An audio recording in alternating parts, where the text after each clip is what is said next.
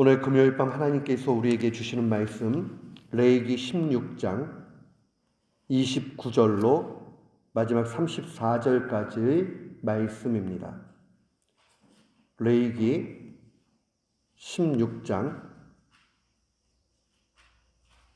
29절부터 마지막 절까지.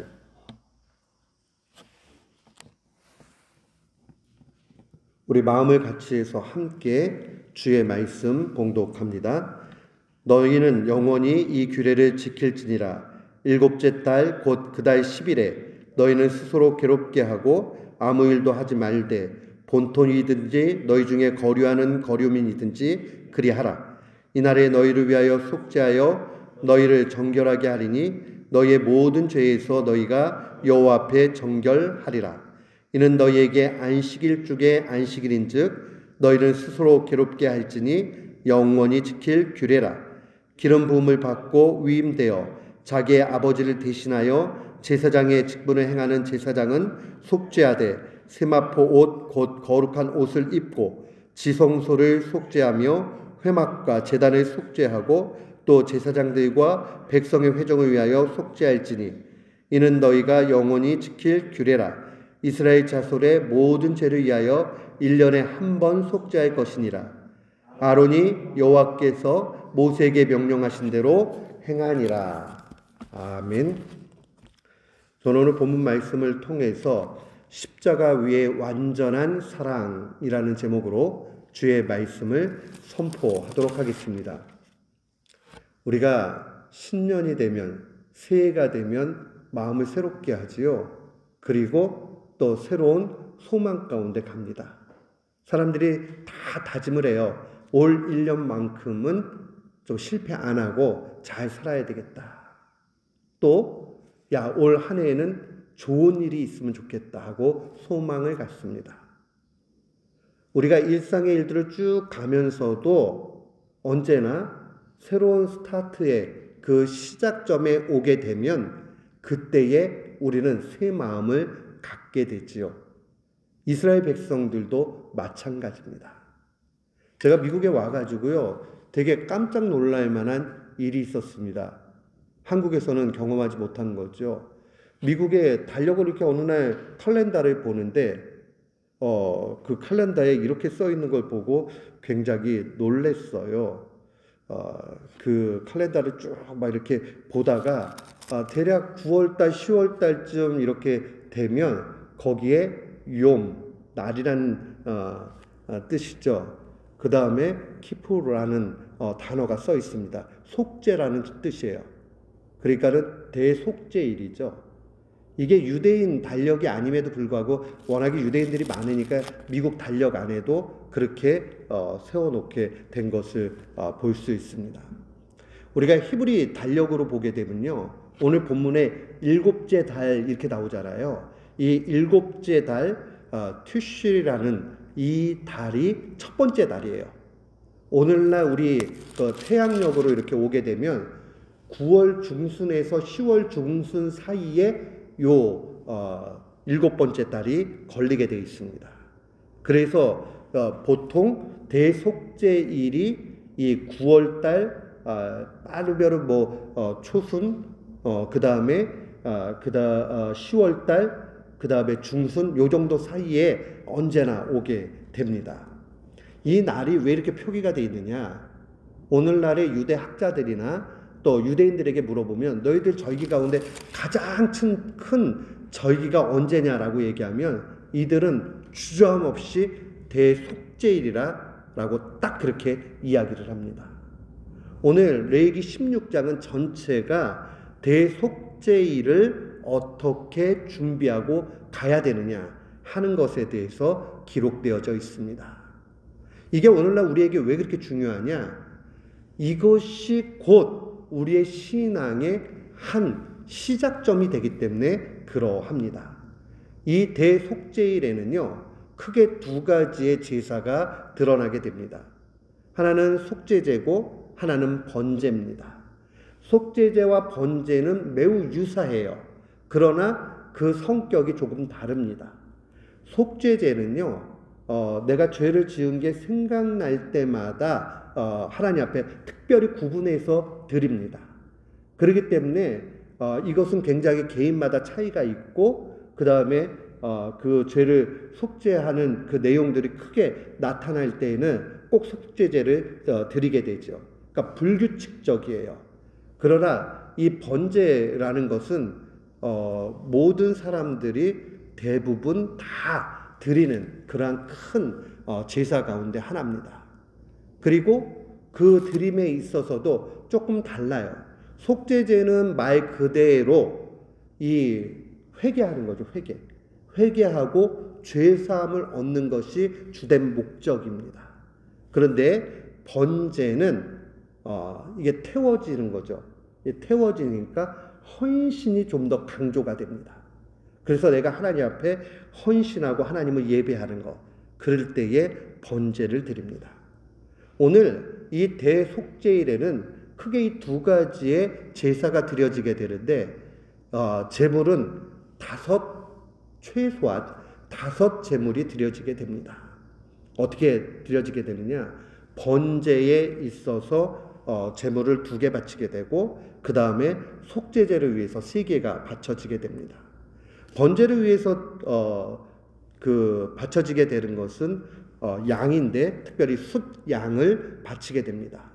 하나는 아론 대제사장이면서 제사장 가문이 이제 형성이 되지요. 이 제사장들을 위해서 속죄를 하게 되고요.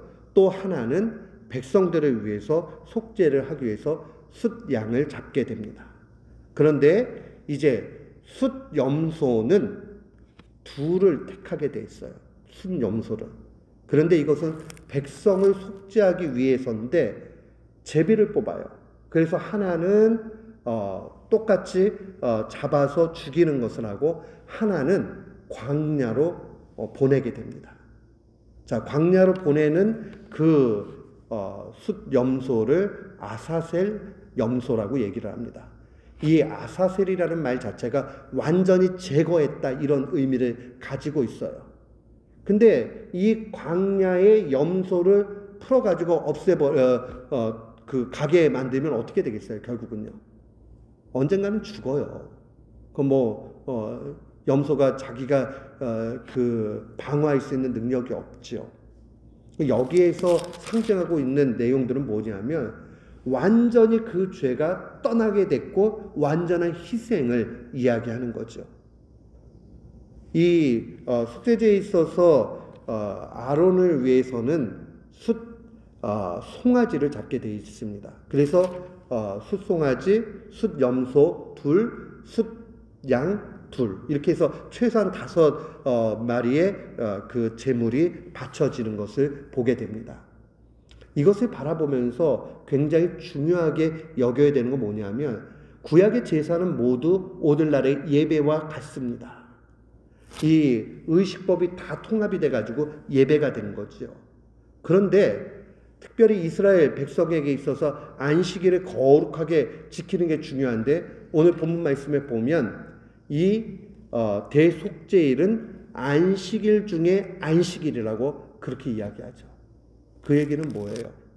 하나님을 예배하고 경배하는 거 있어서 최고로 중요한 그 절기는 바로 대속죄일이라는 것을 이야기하는 겁니다. 가장 거룩한 날이라는 것을 볼 수 있습니다. 그러면서 반복적으로 이렇게 이야기하죠. 이는 너희가 영원히 지킬 규례라. 이것은 구약 말씀이 신약에 와서도 여전히 유효합니다. 어떻게 유효할까요? 방식은 바뀌었어요. 의식, 세리머니 하는 그 방식은 바뀌었지만 그 신앙의 내용은 그대로 있게 되는 거죠. 자, 구약 율법의 중심은요, 언제나 2가지로 구성된다고 볼 수 있습니다. 오늘 이 2 제사를 통해서 그렇죠. 하나는 죄사함에 관한 부분이에요. 회개를 통해서 죄사함을 받는 것이고, 2번째는 번제를 통해서 헌신한다고 그랬죠. 그 헌신한다라는 겁니다. 우리의 신앙은 언제나 이 2가지 양면을 가지고 있습니다. 예배할 때마다 하나님 앞에 나와서 회개하고 죄에 대한 자유함을 얻어야 됩니다. 여기에만 머물러면 안 돼요. 그 다음 번제로서 하나님 앞에 결단 내리고 헌신까지 가야 온전한 신앙이라는 것을 우리는 볼 수 있습니다.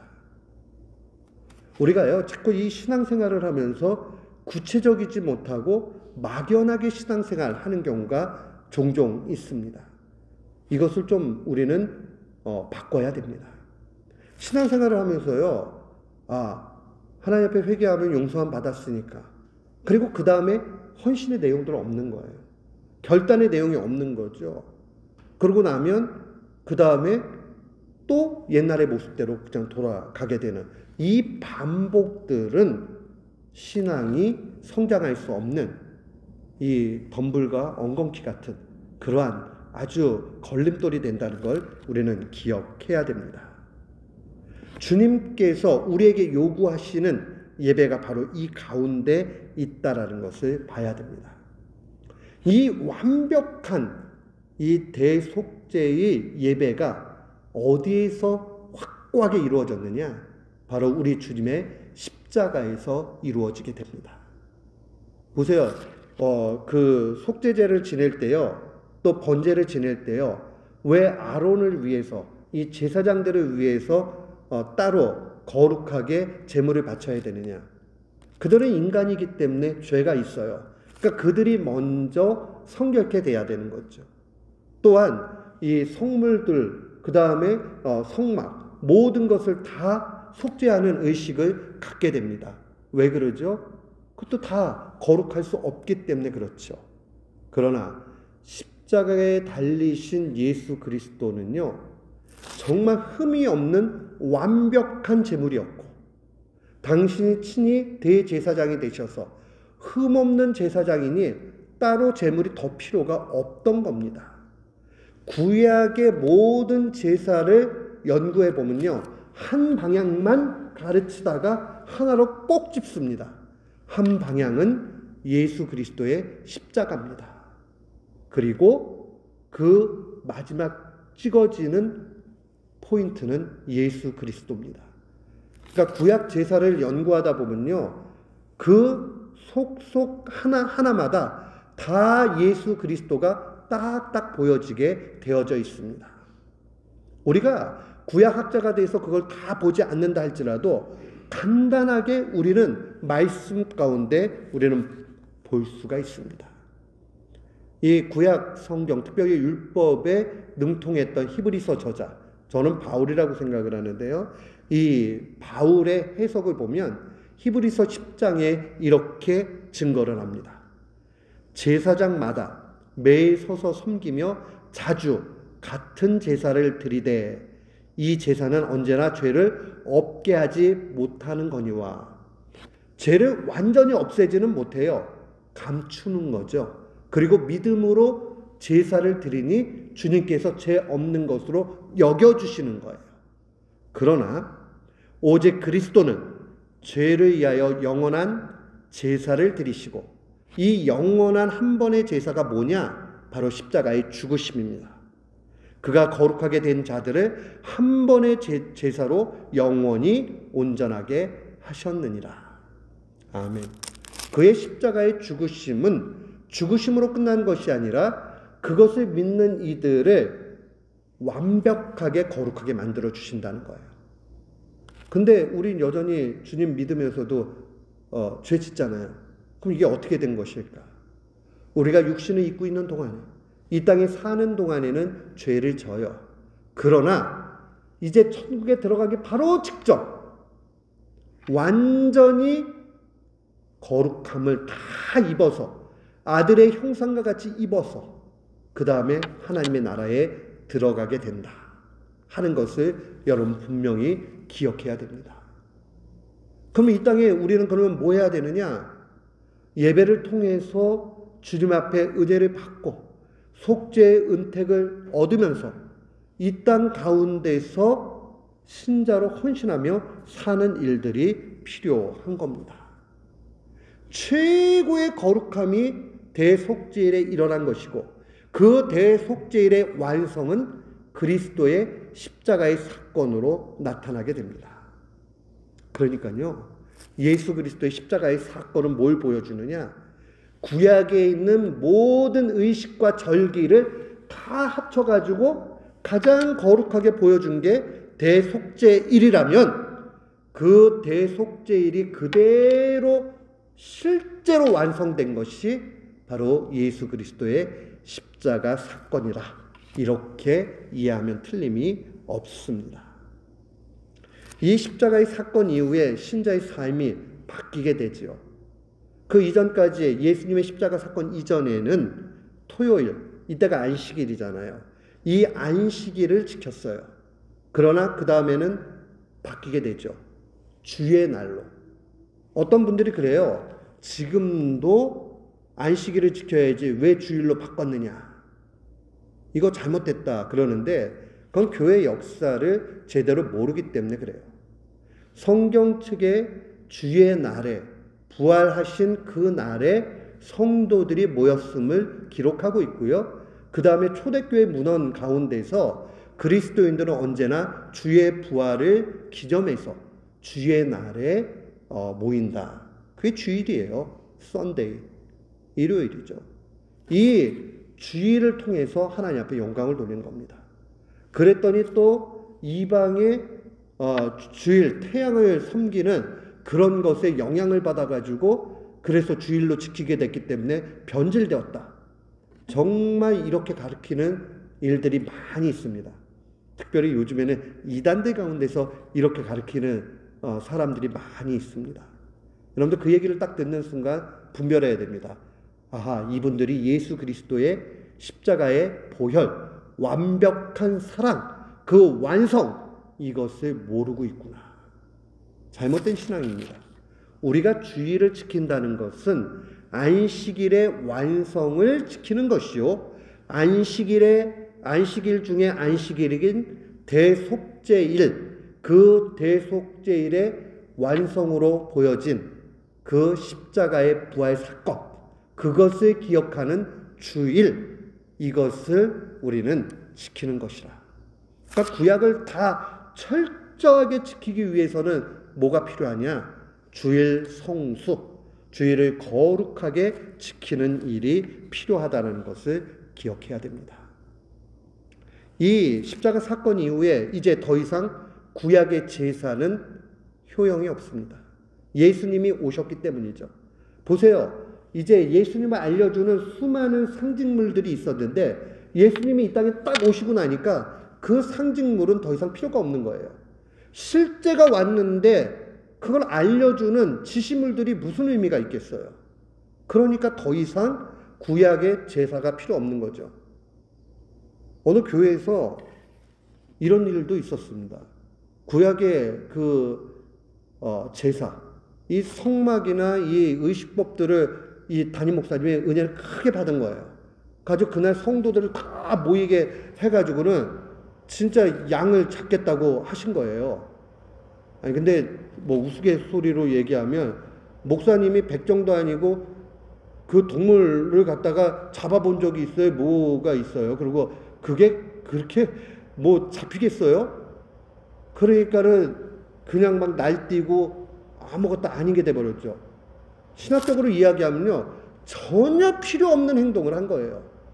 우리가 주일날 예배를 드리는 것으로 구약의 모든 것들이 완벽하게 그렇게 완성이 된 겁니다. 우리가 성막을 공부하는 이유는요, 거기서 예수 그리스도를 발견하기 위해서 공부를 하는 것이지 성막 자체를 만들거나 성막을 뭐 섬기기 위해서 하는 것 아니잖아요. 동일합니다. 여러분, 그렇기 때문에 구약의 의식법, 세리머니는 다 없어졌습니다.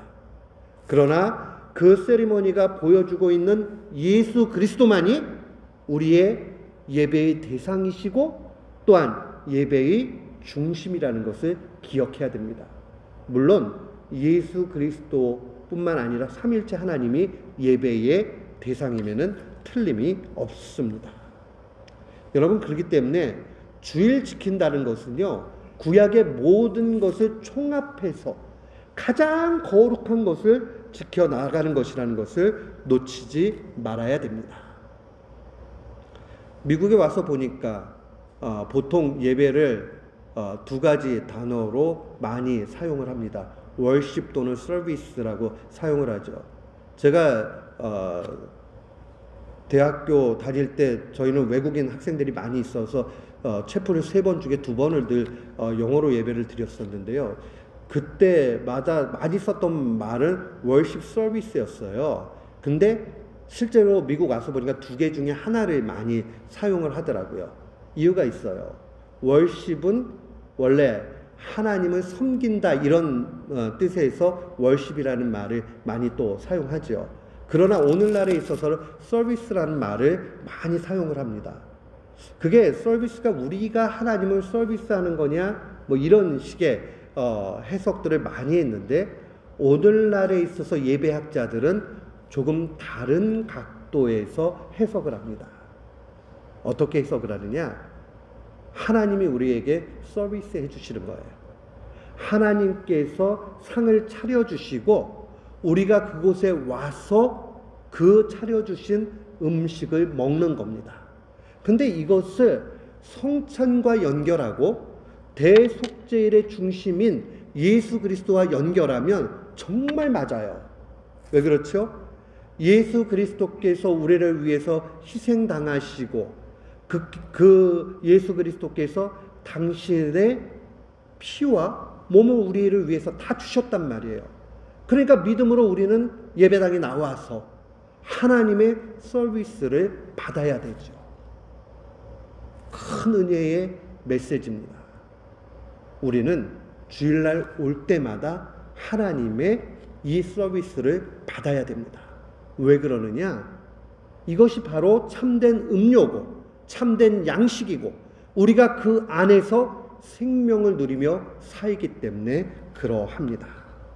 이 섬김이 왜 이렇게 중요하냐? 2가지 때문에 그래요. 꼭 기억하세요. 이 하나님의 섬겨주심을 받는 일들을 통해서 우리는 진정한 소망을 얻게 됩니다. 세상의 것들을 가지고 이 소망을 다 얻지 못해요. 그러나 주일마다 나와서 죄사함을 받았다는 확신을 갖고 그 죄사함의 확신 가운데서 내가 영원한 나라에 죽으면 반드시 들어간다, 그 확신이 있으면 그 사람이 무슨 걱정이 있겠어요? 제가 아는 목사님이요, 목회를 너무 열심히 하다가 그만 이제 과로가 돼가지고요 응급실에 실려간 거예요.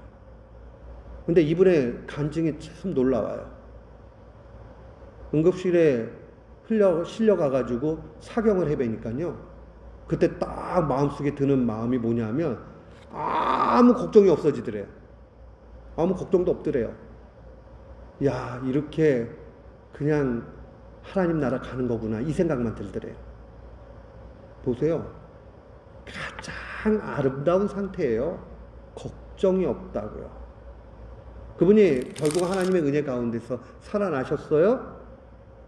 근심하고 걱정하는 일은 우리가 이 땅에 있는 동안에 하는 거예요. 하나님의 나라에서 근심 걱정도 없어요. 근데 이 땅에서 근심 걱정하는 것은 하나님의 뜻이 아니래요. 하나님은 우리가 평안한 가운데서 살기를 원하십니다. 우리에게 근심하지 말라고 주님 말씀하셨잖아요. 근심 걱정을 다 주님께 맡기라고 명령하셨잖아요. 그러니까 우리는 주일마다 와가지고 해야 되는 건 뭐냐 하면 주님 안에서 소망을 가지고 살아가는 거예요. 그래, 잘못되었지만은, 그래, 망쳤지만, 앞으로 정말 앞이 어떻게 될지 모르지만, 그러나 주님 안에서 새로 시작하면서, 그래, 나는 그래도 죽으면 걱정 근심 없이 하나님 나라 들어간다. 이 땅 가운데서 근심 걱정이 없으니 그래, 이것으로 족하다. 걱정이 많은데 어떻게 해요? 실은요, 걱정이 많은 이유는 믿음이 약하기 때문입니다. 이거는 확고하게 얘기할 수 있어요. 저도 마찬가지예요. 걱정하고 근심이 많다, 그 이야기는 믿음이 지금 약해진 거예요. 그럼 그때 어떻게 해야 돼요? 무조건 기도해야 돼요. 무조건. 주님, 나의 짐을 주님께 맡깁니다. 지난 토요일날 맛있게 드셨죠? 제가 맛있게 음식을 해드렸는데 맛있게 안 드셨어요? 맛있게 드셨죠? 맛있게 드셨는데 그 레시피가 어디에서 나왔을까요? 여러분들 모르실 거예요. 당연히 모르죠. 제가 열심히 기도했죠. 하나님 한 번도 해본 적이 없는데 주님이 좀 해주셨으면 좋겠습니다. 제가 드리고자 하는 말씀이 이런 겁니다. 쉬운 일이든 어려운 일이든 주님께는 어려운 일이 없다는 사실이에요. 그러니까 그냥 맡기세요. 그리고 계속 기도하세요. 그럼 재밌어요. 마음속에 어느 순간 근심 걱정이 없어지게 됩니다. 이런 경험을 2번, 3번, 10번, 20번 하게 되면요, 웬만한 일들에 대해서 눈도 하나 깜짝하지 않습니다. 그래, 주님이 또 마련해 두신 길이 있을 것이다. 주일날은 소망을 발견하는 날이 돼야 됩니다. 소망을 발견해야 돼요. 또한 주일날은 두 번째로 참 자유를 얻는 날이 돼야 됩니다. 우리를 가장 못 살게 구는 문제는 죄의 문제예요. 그 죄라는 게요, 양심의 가책을 느끼는 거, 그게 문제가 해결이 안 되면요, 사람의 영혼을 손상시켜 버립니다. 그런데 주님께 나와서 회개하면 아무리 큰 죄라도 주님의 십자가가 다 용서하셨다, 이 사실을 믿고 자유함을 얻게 되면 새로 시작하게 되는 겁니다. 물론 우리가요, 주님이 용서하셨으니까 이러고 그래, 내가 회개의 순간 용서 받았으니까 이러면서 아무렇지도 않게 그렇게 뻔뻔하게 사는 것은 잘못된 경우가 많이 있습니다. 그러나 주님께 다 맡기고 주님께서 우리 마음속에 참 평안을 주실 때까지 그렇게 기다리면서 그 죄에 대해서 싸워야 됩니다. 그 가책에 대해서 싸워야 됩니다. 우리가 또한 기도하면서 기억을 해야 되는 것은, 그럼 하나님께서 알려줘요. 어떻게? 너가 무엇을 해야 된다. 예를 들면 제가 어떤 사람에 대해서 잘못을 했어요. 그 문제가 참 큰 문제가 되었다고 가정합시다. 그러면 첫 번째는 하나님 앞에 회개를 해야 돼요. 하나님, 저의 방종함 때문에 죄를 지었습니다. 용서해 주십시오. 그리고 나서 난 용서받았으니까 됐어, 그러고 끝나면 그건 가짜 믿음입니다. 진짜 믿음은 그 다음에 기도하면 기도할수록 주님이 알려주실 겁니다. 가서 용서를 구하라, 가서 죄사함을 받으라, 그렇게 말씀하실 거예요. 그러면 거 가가지고 얘기를 해야 돼요. 근데 우리가 어떤 일에 대해서는 참 무서워서 못 가기도 하고 면목이 없어서 못 가기도 하고 뭐 이런 일들이 많이 있잖아요. 그럼 어떻게 해야 돼요? 그렇죠. 또 기도해야 돼요. 주님, 제가 도저히 갈 용기가 없고 이걸 어떻게 해야 될지 모르겠습니다. 계속 기도하세요. 자, 하나님께서 야곱이 간절히 기도할 때에 에서의 마음을 바꿔놓으시잖아요. 똑같지요. 이 형들이 요셉을 향해서 두려운 마음이 있었지만은, 그러나 하나님께서 요셉을 역사해 주시니까 하나님의 뜻을 보면서 요셉이 뭐라 그래요? 형들이 나를 이곳에 보낸 것이 아니라 하나님이 먼저 나를 구원하시고자 먼저 보내셨다 라고 말씀하잖아요. 하나님이 어떻게 바꿔놓으실지 모르잖아요. 그러니까 주님 앞에 간절히 간구하고 나의 해야 될 그 소임을 가서 다 하는 겁니다. 간단해요. 하나님과 더불어서 문제를 해결하고 하나님 앞에 지혜를 얻어서 하나님의 때에 하나님의 방식으로 나아가게 되면 주님이 해결해 주십니다. 참된 자유가 여기에 있습니다. 그러면 인생을 사는 것이 행복하게 여겨집니다. 야, 살만한 세상이다. 살만한 세상이라는 게 우리가 외부적인 환경에서는 얻을 수 있는 게 아무것도 없어요. 저는 이제 언젠가부터 지금 몇 년 됐는데요. 한국이든 미국이든 거의 뉴스를 보질 않습니다. 듣지도 않습니다. 뭐 신문 상에 이렇게 나오는 것들은 어쩔 수 없이 간혹 뭐 흥미가 있는 건 있기는 하지만 잘 안 봐요. 왜 그러느냐? 다 절망의 이야기들이에요. 이 뭐 내용을 읽으면 영혼이 병드는 것 같아요. 그런데 우리가 주일날 와서 주의 자유의 메시지를 선포된 그 메시지를 받게 되면 그 가운데서 마음에 가벼움을 얻게 되고 그 가운데 기쁨을 누리게 됩니다. 주일은 바로 이 소망과 자유를 얻는 날입니다. 예수 그리스도의 십자가의 능력이 우리를 그렇게 만들어주는 겁니다. 우리는 다시 일상으로 돌아갑니다. 월요일 날 그렇게 아침에 일어나기 싫은 직장을 또 가야 됩니다. 잘 이해가 안 되는 수학 문제를 위해서 학교 클래스룸에 들어가야 됩니다. 그러나 그럼에도 불구하고 기쁘고 즐거운 이유는 이미 주일날 우리는 소망을 얻게 되었고 자유 가운데 있기 때문입니다. 그렇게 될 때 우리는 어느 순간에 하나님과의 관계가 매우 좋아지게 됩니다. 화목하게 되죠. 하나님과 화목하게 되면요, 그 다음에 모든 게 아름답게 보입니다. 정말 악한 사람도 그렇게 변해요.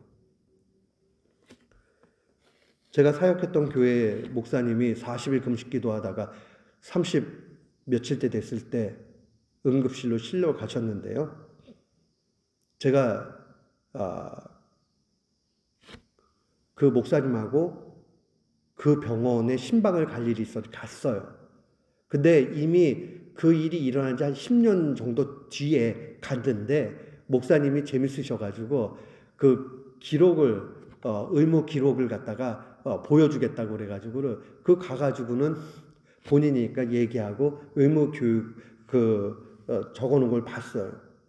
근데 거기에요 사망 판정이 돼 있는 게 써 있어요. 사망 이렇게. 근데 하나님 살려주셨거든요. 의사가 봤을 때 죽었는데 이분이 몇 시간 만에 살아났어요. 그러고 나서 목회를 열심히 하셨어요. 근데 목사님이 그때 후유증이 심해가지고 눈꺼풀이 안 다치셔가지고 굉장히 힘드셔가지고는 나중에 어쩔 수 없이 오늘날로 얘기하면 쌍꺼풀 수술 같은 거 이렇게 하실 수밖에 없으셨는데 이 목사님이 그런 고백을 합니다. 내가 사망 판정 받고 새 생명을 얻었잖아.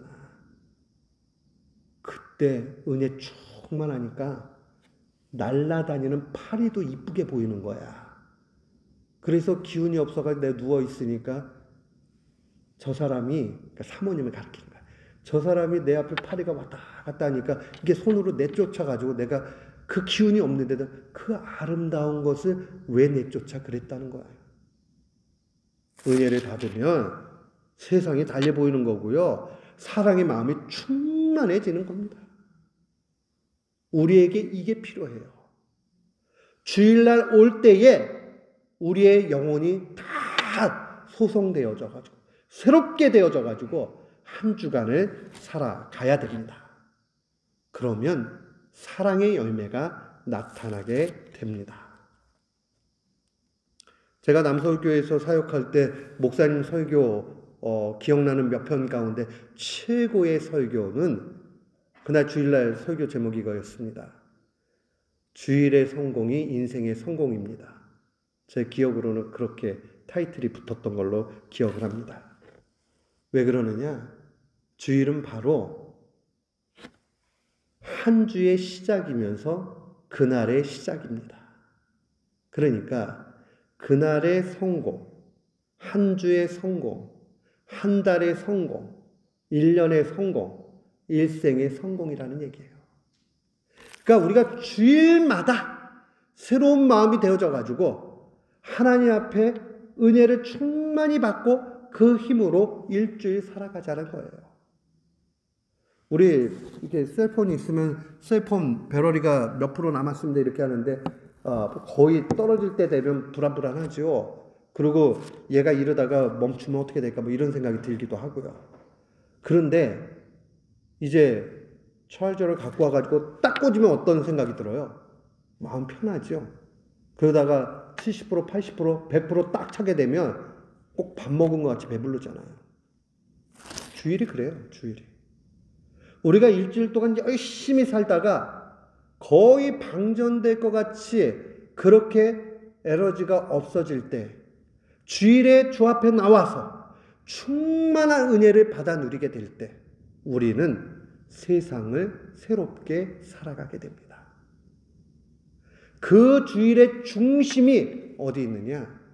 바로 예수 그리스도의 십자가의 완전한 사랑에 있다는 것을 기억해야 됩니다. 그의 사랑이 우리를 살린다는 이 사실을 기억해야 됩니다. 주님이 이 땅에서 오셔서 관심 있는 건 단 한 가지였어요.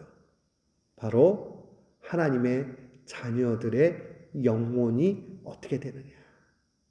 여기서 영혼이 어떻게 되느냐 하는 말 속에는 육체도 포함하는 말입니다.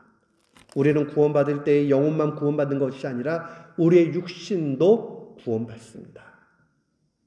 우리는 천국을 소망 두고 있기 때문에 이 땅에 것이 필요 없는 것이 아니라 천국이 찬란하기 때문에 그 다음에 그것 때문에 이 땅의 삶도 의미가 있게 됩니다. 천국에서 찬란히 비치기 위해서 이 땅에서 조금 부족해야 된다라고 주님이 판단하시면 부족하게 주실 것입니다.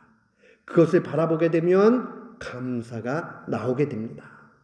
마치 청년 요셉이 그가 높은 자리에 올라갔을 때나 그러지 않았을 때나 언제나 한결같이 주님 앞에 감사했듯이 그리고 자기의 일에 최선을 다해가지고 살았듯이 총리가 되었던 노예의 신분이었던 그는 한결같이 하나님 앞에서 내가 어떻게 죄를 범할 수 있습니까? 라는 그 질문 가운데 살아간 걸 보게 됩니다. 우리도 이 모습이 필요합니다. 주일은 우리에게 힘을 주는 그러한 날입니다. 회복시키시고 소망을 주는 날입니다. 그렇기 때문에 우리가 이 주일을 귀하게 여겨야 됩니다. 신자에게 있어서 최고의 절기는 언제냐? 바로 주일입니다. 물론 금요일 날도 중요하고 새벽 예배도 중요합니다. 그러나 주일 예배가 가장 중심에 서야 됩니다. 그래서 어떤 분들은 그 52주 주일 예배가 가장 크고 그 가운데 아주 중요한 한 날을 꼽으라면 부활주일이다 이렇게 얘기했어요. 근데 참 맞는 말이라고 저는 생각을 해요. 모든 주일 가운데 부활주일 가장 중하지요. 부활이 없다면 우리의 신앙은 아무것도 아닌 것이 되기 때문이죠. 사랑하는 성도 여러분, 주일을 가장 소중히 여깁시다. 유대인들이 대속죄일이 가장 중요한 날이라면 우리는 매 주일이 가장 중요한 날입니다. 그리고 은혜 받아야 됩니다. 이 날을 통해서 언제나 충만한 승리의 삶을 사는 우리 모두가 되기를 주님의 이름으로 축원합니다. 아멘.